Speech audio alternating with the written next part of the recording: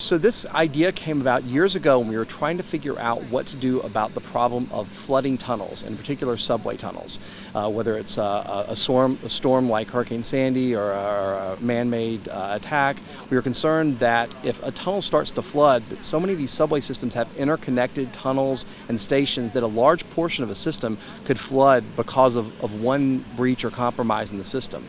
So at DHS Science and Technology, we sometimes come up with crazy ideas, and this was one of them. Could we come up with an inflatable plug or a balloon, some kind of a device that could be stored in a tunnel and very rapidly inflated and put in place to basically choke off the flow of floodwaters through the system? One of the things we needed to do was to make something that was easily and modularly installable and removable, because otherwise we were going to have all kinds of problems with trying to pack a plug against the wall in an actual tunnel, and that doesn't make any sense.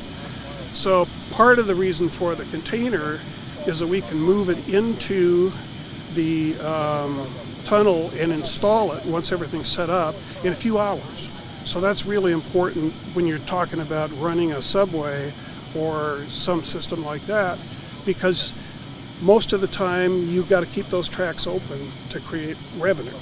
You can't just roll the plug up and put it in there and it's going to roll out and fill the tunnel. For one thing, this Vectran fabric is pretty heavy, and so if you just drop it on the floor and you try to inflate it, it won't really reach the ceiling. And so one of the things you noticed was that there were creases in the plug when it was deployed and as it started to inflate, and then as it got close to the end of the initial inflation, those creases popped, and they're held together with brake cord that's specifically designed to pop at a certain pressure. And that helps keep extra fabric in those areas. So, for example, up in the upper left-hand corner, it pushes extra fabric up there, and that was a place that we had a hard time getting to otherwise.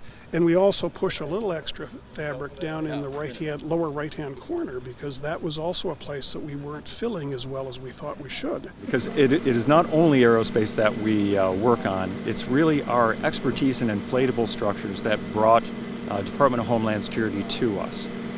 This resilient tunnel plug has a skin stress of about 2,000 pounds per square inch. It's just needs to be an amazingly strong inflatable structure, and there aren't too many people in the world who can do that.